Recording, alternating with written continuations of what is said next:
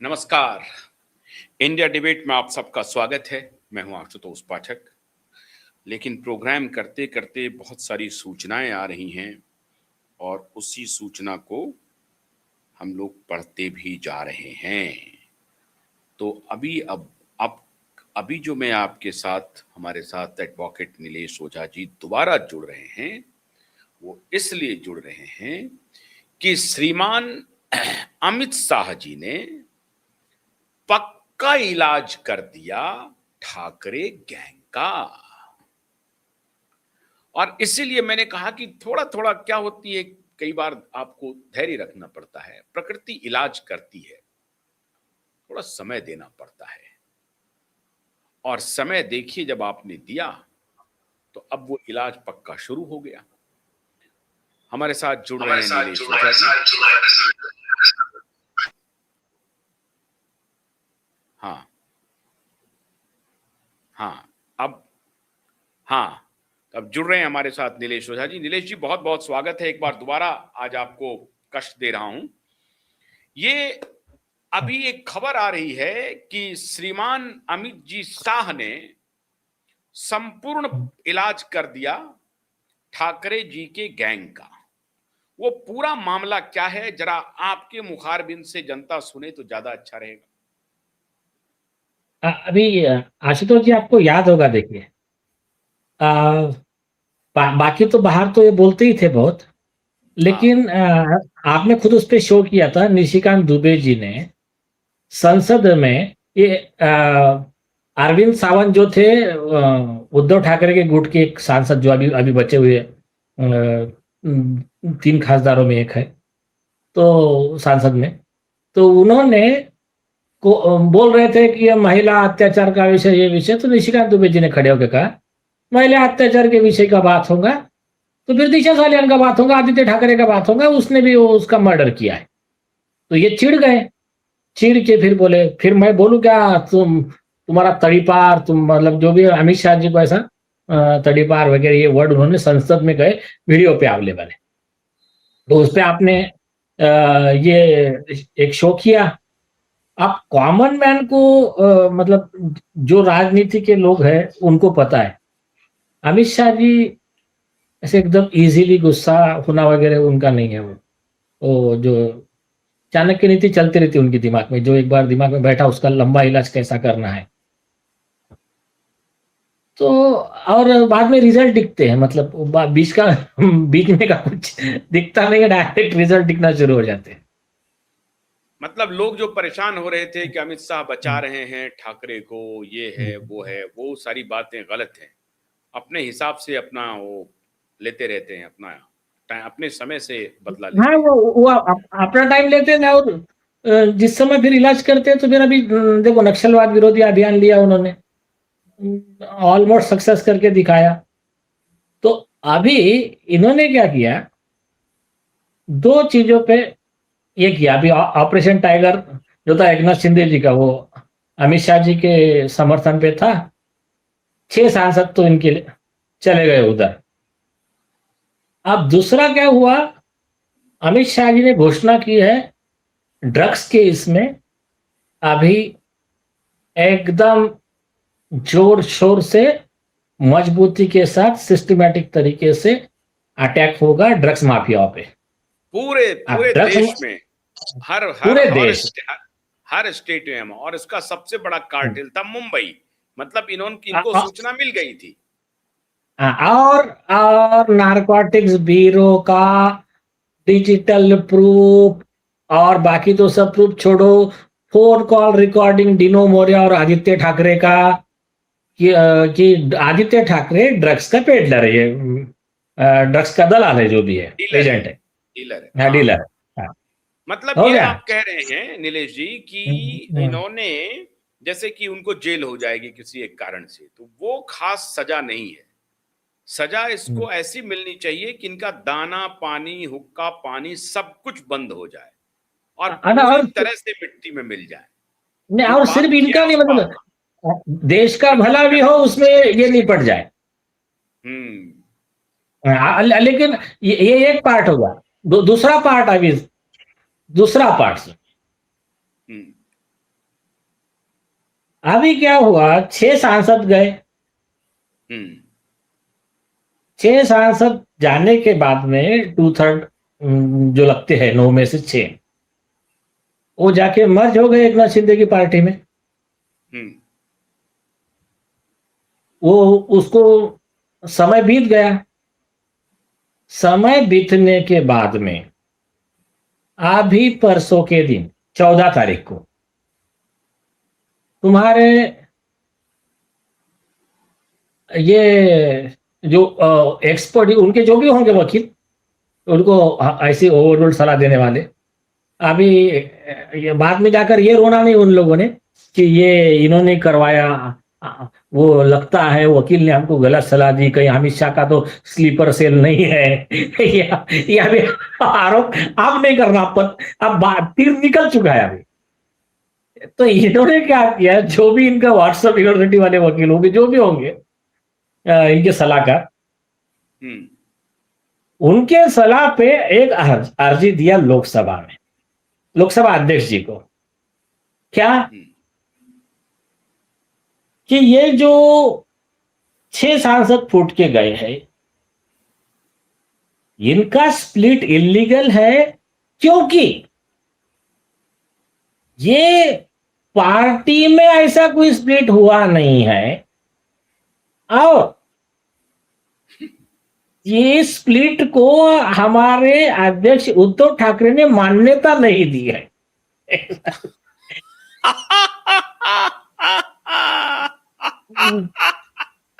अच्छा, हाँ, ये तो स्प्लिट को मान्यता भी देगा इनका अध्यक्ष?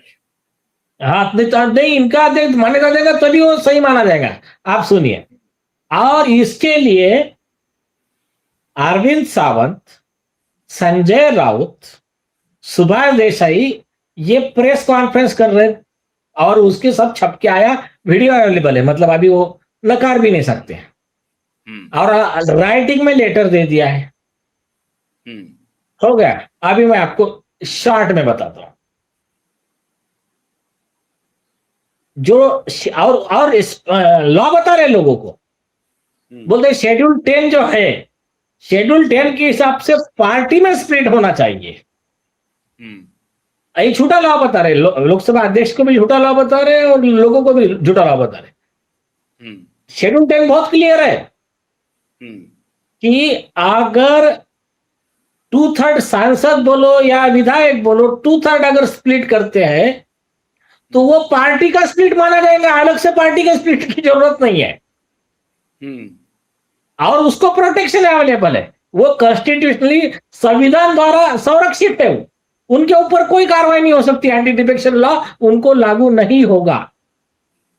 आप ये बात, मैंने आपको एक केस लॉ भेजा है, उनको भी भेजा है कि दिखाइए, मतलब दिखाइए। हाँ, और ये ऊपर का टाइटल थोड़ा सा बड़ा कीजिए, ऊपर के शुरू के 4-5 लाइन जो है, जहां से केस लॉ शुरू हो रहा है ना, तो वो पार्टी का नाम और साइटेशन।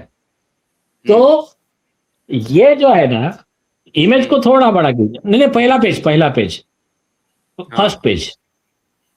हाँ, ये है Girish Chodankar versus speaker Goa legislative assembly, Bombay high court 2022, SCC online Bombay 377। ठीक है, अभी इसको हटा दीजिए, इसको अभी फुल स्क्रीन कर दीजिए, आपने इसको हटा दीजिए। हाँ, अभी देखिए, ये जो है, अभी जो केस लॉ दिखाया मैंने, इसमें ऐसे सारे आर्गुमेंट सुन के सुप्रीम कोर्ट ने जो ऑलरेडी क्लियर कर दिया, उसको हाई कोर्ट ने कंफर्म किया कि पार्टी स्प्लिट होना जरूरी नहीं है, सांसद का स्प्लिट, विधायक का स्प्लिट 2/3 यही स्प्लिट माना जाएगा और वो प्रोटेक्टेड रहेंगे। आप भारतीय संविधान में जो ये लोग कहते हैं ना, संविधान, हाँ हम संविधान के रक्षक, ऐसे आके ऐसे हाथ में संविधान की कॉपी लेके कोर्ट में आते, शपथ लेते, नौटंकी करते, तो आप ये देखो कैसे संविधान द्रोही है, संविधान के खिलाफ कैसे काम कर रहे हैं। उसी संविधान में लिखा है एक चीज, दूसरा आगे लिखा है कि उस विषय पे अगर सुप्रीम कोर्ट ने, हाई कोर्ट ने जो लॉ का इंटरप्रिटेशन दे दिया वो सब पे बाइंडिंग रहेगा। हम्म, वो रहते हुए उसके उस लॉ के अगेंस्ट जाके ये लोगों को लॉ बता रहे हैं। हम्म, तो ये हो गया संविधान का विरोध, संविधान का द्रोह। हम्म, अभी हो गया ये, एक पब्लिक को गुमराह करना हो गया। आप इसका लीगल एस्पेक्ट बताता हूं मैं। हम्म, बहुत कम लोग इस पर ध्यान देते हैं। हम्म, ये जो लोकसभा राज्यसभा जो है ना, हम्म, उसमें प्रिविलेज मोशन का प्रोविजन है।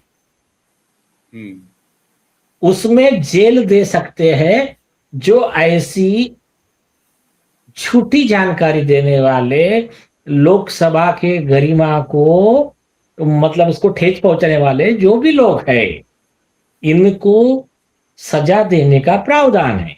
आपको याद होगा हम्म, महाराष्ट्र लेजिस्लेटिव असेंबली ने अर्नब गोस्वामी को भी प्रिविलेज मोशन का नोटिस दिया था, इन्हीं हाँ, उद्धव ठाकरे के जमाने में। हम्म, आप इसके आगे की केस बताता हूं। इसमें ठीक है, कंटेम्प्ट में 6 महीने की सजा है। हम्म, उसके आगे एक बहुत सीरियस केस है, हम्म, फ्रीवोलस केस फाइल करना क्वासी जुडिशियल अथॉरिटी के सामने, हम्म, फ्रीवोलस क्लेम फाइल करना हम्म, और झूठी बात लिखना या तो झूठा लॉ लिखना। देखिए ये आईपीसी पुराना जो है, आईपीसी 192 193 के तहत हम्म, 7 साल की सजा वाला ऑफेंस है। हम्म, 209 के तहत 3 साल जो भी है उनके, वो एक ऑफेंस है उनका, 3 साल या 2 साल जो। और उसके नए बीएनएस में जो अभी नया बना है भारतीय न्याय संहिता, उसमें इक्विवेलेंट प्रोविजन है। हम्म, तो आप उसमें कौन कौन आरोपी बनेंगे? जिन्होंने दिया और जिनके कहने पे दिया। कॉन्स्पिरेसी में कौन कौन रहते हैं? जो directly, indirectly, bye act of commission, act of omission उसको सपोर्ट करते हैं। अब उसमें उनके साथ में प्रेस कॉन्फ्रेंस में जो प्रेजेंट थे, अरविंद सावंत, हम्म, संजय राउत और हम्म, सुभाष देसाई, इन सबके खिलाफ में लोकसभा अध्यक्ष प्रोसिक्यूशन भी ऑर्डर कर सकते हैं। और हम्म, इनको, इनका कंडक्ट जो है, ये बार बार झूठ बोलने का इनका फैक्ट्री जो है, तो इनको हम्म, लाइफ टाइम के लिए, मतलब ये व्यक्ति संसद में नहीं आएगा और इसको हम्म, मतलब वो जो भी प्रोविजन में बैठेगा, ये इसको हम्म, डिस्क्वालीफाई डिक्लेयर करके इनको घर हम्म, भिजवा सकते हैं। हम्म, ये प्रावधान है, लोकसभा अध्यक्ष के पास में अधिकार है। और हम्म, पुलिस अलग से एफआईआर कर सकती है, क्योंकि इन्होंने यही झूठा स्टेटमेंट कहाँ दिया है? ओपन पब्लिक में दिया है। हम्म, तो पुलिस सो मोटो कर सकती है, या तो फिर एक नाथ शिंदे जी के जो भी सांसद हो, कोई भी एक पार्टी वर्कर जाके एप्लीकेशन दे दे, तो हम्म, उसमें इनके ऊपर में प्रोसिक्यूशन हो सकता है। तो इस तरह का ये लॉ है। तो इसमें क्या बोलते हैं उसको, चेक एंड मेट वाला गेम हो गया। अभी इनको किसने कहा किसने गाइडेंस दिया ऐसा आरजी देने के लिए, ये वो जाने और उनकी मतलब किस्मत। आप ये कह रहे हैं कि जो 6 लोग जो छोड़ के गए वो तो गए, अब जो हाँ, बचे हुए हैं वो भी हाँ, अब घिर जाएंगे। उनके हाँ, खिलाफ मतलब लोकसभा स्पीकर जो है वो भी लेके आ सकता है, और इसमें इसमें इनके खिलाफ वो मुकदमा भी चल सकता है कि आपने लोकसभा स्पीकर को चीट किया है या गलत उनको यस, जानकारी दी।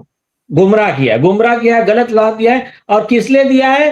अदर पार्टी को उसकी इमेज खराब हो, अभी देखिए, संविधान के हिसाब से ये 6 सांसद प्रोटेक्टेड है। उन्होंने जो काम किया है कानून के दायरे में किया है, और आप हम्म, उनको कह रहे हो कि उन्होंने गैर कानूनी काम किया है।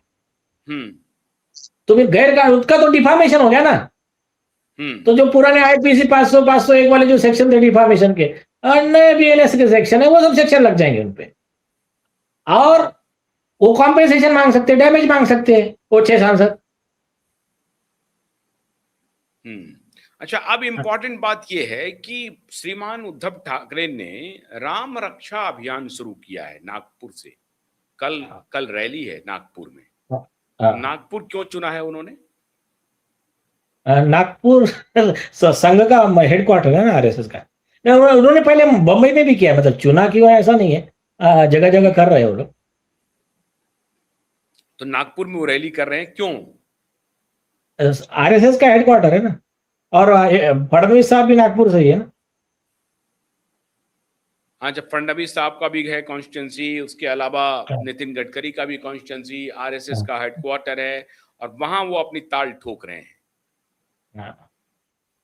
लेकिन अच्छा। उस पर ना, हाँ। उस पे क्या हुआ, कल वो मिस्टर संजय राउत ने एक पत्र लिखा फडणवीस साहब को। उनको लिखा कि आप बहुत ही एक कट्टर राम भक्त हो, तो आप भी हमारे रैली में आइए राम रक्षा की। तो अच्छा। फिर तो फिर बीजेपी के प्रवक्ता है नवनाथ बन करके, वो पहले रिपोर्टर थे, तो उन्होंने उसका जवाब दिया। उन्होंने कहा कि उनके वीडियो भी है अवेलेबल, कि जो ये थे ना, कुछ दिन पहले जो उद्धव ठाकरे वो स्पीच में बोलते थे, जो श्री राम जय श्री राम कहते हैं हम उसको हरामखोर बोलते हैं। तो अच्छा। हाँ, वो वीडियो है ना। तो बोले आप जरा उसके लिए पहले माफी मांग लीजिए सारे राम भक्तों की। और दूसरा, जिन्होंने श्री राम कभी हुए ही नहीं, ये काल्पनिक कैरेक्टर है, इमेजिनरी कैरेक्टर है करके शपथ पत्र दिया सुप्रीम कोर्ट में, श्री राम के अस्तित्व को ही नकारा, उस कांग्रेस के साथ में आपने अलायंस किया, तो उसके लिए भी देश की माफी मांग लो, फिर आ जाएंगे फडणवीस साहब आपके साथ में राम रक्षा स्तोत्र बोलने के लिए। अच्छा, अब एक नीलेश जी, आप तो मुंबई में रहते हैं। ये जो शरद पवार जी का जो प्रकरण हुआ है, क्या उससे जो बाकी जो बचा खुचा था वो भी खत्म हो गया उद्धव ठाकरे?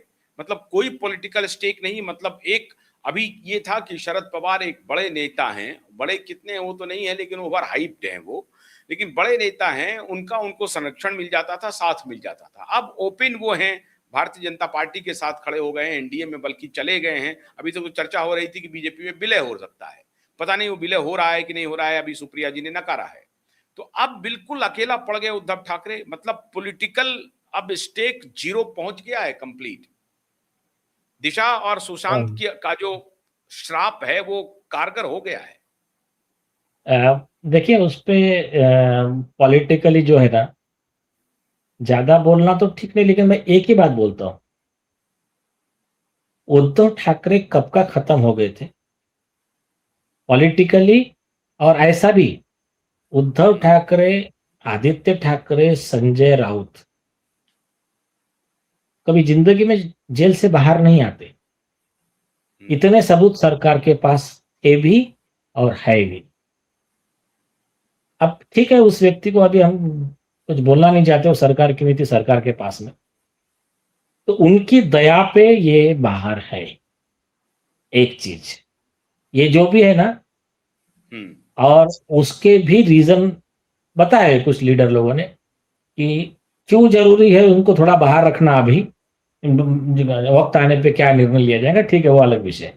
लेकिन एक बात मैं बोलता हूं, एक ना अपना जो कर्मफल सिद्धांत है ना इंडिया का, ये पूरे वर्ल्ड में आप जाओगे ना, इवन हॉलीवुड के मूवी में भी, अमेरिका जाओ, लंदन जाओ, सब पूरा वर्ल्ड कर्मा थियरी फॉलो करता है। ये आजकल उनके डायलॉग में रहता है। बिल्कुल बिल्कुल। तो और उन्होंने ना, उनके फिलोसोफर ने उसको शॉर्ट में जो दिया है, समरी निकाल के अपना इंडियन फिलोसफी स्टडी करके और उनके पूरे वर्ल्ड के एक्सपीरियंस को करके उन्होंने 2 लाइन में दिया है। पहली चीज, Karma never miss the address.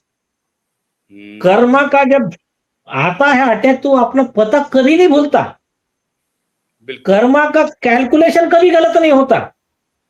बिल्कुल। और तीसरा जो सबसे बड़ी चीज है ना, वो बहुत कम लोग जानते हैं, उस बारे में चर्चा बहुत कम होती है। वो एक थियरी उन्होंने दिया है और वो बहुत बहुत सही है। कि जब कोई पापी एक एक या कई पाप करता है तो भगवान क्या करता है, या नेचर बोलो, भगवान बोलो, वो उसको एक लिमिट तक छूट देता है। और जब आप देखो अन्याय जिसके साथ में हुआ, तो पापी को ये करना है, सजा देना है, तो नेचर के बोलो या गॉड के तरीके कैसे है, या तो मतलब आप अगर ये हो, उसको सजा देगा भगवान, नेचर सजा देगा उसको, उसको कर्म का फल मिलेगा। और अगर आपके स्टार अच्छे या फिर आपको दिखाना है तो आपके आंखें के सामने होगा। और तीसरा, अगर आपको और ज्यादा भगवान का ब्लेसिंग है तो आपके हाथों से होगा उसका विध्वंस। तो ये जो कर्मा थियरी है ना, तो अभी आप देख रहे होंगे इतने दिन से जो भी लोगों की भावना थी श्री राम, भगवान श्री राम के प्रति, छत्रपति शिवाजी महाराज के प्रति, तो छत्रपति शिवाजी महाराज को नेहरू ने क्या लिख दिया था, श्री राम के बारे में क्या लिख दिया था। तो ये जो मेजॉरिटी लोगों की भावनाओं के साथ खेला गया, उनको नीचा दिखाने का, उनको ये करने का, उनका मनोबल तोड़ने का, या फिर मुगलों ने 1200 साल राज किया, छत्रपति शिवाजी महाराज को तकलीफ दी, छत्रपति संभाजी महाराज को तड़पाया, उनकी जान ली। तो हमारी पीढ़ी इस बारे में भाग्यवान है कि हम आंखी के सामने देख रहे हैं कि जो औरंगजेब था या वो औरंगजेब के प्रवृत्ति वाले लोग थे, उनका जो आज हाल हो रहा है, और आज छत्रपति शिवाजी महाराज को मानने वाले हो या भगवान श्री राम को मानने वाले हो, इन लोगों के कैसे आज दिन ब दिन अच्छे दिन बढ़ते जा रहे हैं। तो ऐसे समय में, हाँ, ऐसे समय में, और आंखी के सामने दिख रहा हो, ममता बनर्जी हो या जो भी हो, वो उनके बुरे हाल ये पीढ़ी देख पा रही है। तो ऐसा देखिए, मैं कभी भी इस मत का नहीं हूं कि हम अपने साथ वाले ने कुछ भी गलत भी किया तब भी उसको नहीं ये भी अच्छा है, नहीं, don't see who is right, see what is right. लेकिन क्या है, वो कबीर जी का दुआ है ना, करे बुराई सुख चाहे पावे कैसे कोई, बीज बबुल का बोया आम कहां से होए। तो तुम्हारा बस मतलब अगर किसी एक पर्टिकुलर उनके वोट बैंक का कोई व्यक्ति है, उस पे अन्याय हुआ या नहीं हुआ तो उस पे चिल्लाने का, और दिशा सालियान वगैरह जिसमें आरोपी तुम्हारे साथ के हैं, उसमें ना तो प्रियंका गांधी ने कभी आवाज उठाई, ना कभी राहुल गांधी ने आवाज उठाई, ना ममता बनर्जी ने आवाज उठाई। ये तुम्हारे सो कॉल्ड जो लेफ्ट इकोसिस्टम वाले हैं, जो न्याय की पत्रकार ने नहीं उठाई, मैक्सेसे अवार्डी ने नहीं उठाई, स्क्रीन ब्लैक करने वाले ने नहीं उठाई, कभी नहीं उठाई। हाँ, वैसे ना, हाँ, अभी उनकी दुर्गति हो रही है। हाँ, तो ये जो है ना, तो ये ऐसे लोग आज नहीं तो कल अपने कर्म का फल भुगतेंगे, क्योंकि चुप रहना ये भी पाप है। Act of omission is also offence है। आपको पता है कि जब द्रौपदी का चीरहरण होता, भीष्म पितामह शांत बैठे रहे, तो उसका फल उन्होंने भोगा। उनको बालों की शैया पे सोना पड़ा उनको, अपकीर्ति हुई अलग। और जो जटायु था बेचारे ने अपने कैपेसिटी के हिसाब से रावण का विरोध किया, अमर हो गए। तो यही सिद्धांत है। ओके, बहुत बहुत शुक्रिया नीलेश ओझा जी। तो कुल मिलाकर के अमित शाह का जो फाइनल असॉल्ट है वो भी चल गया है, और अब ठाकरे, अब कितनी बार बोलूं कि खत्म हो गए, खत्म ही समझिए। बहुत बहुत शुक्रिया, नमस्कार।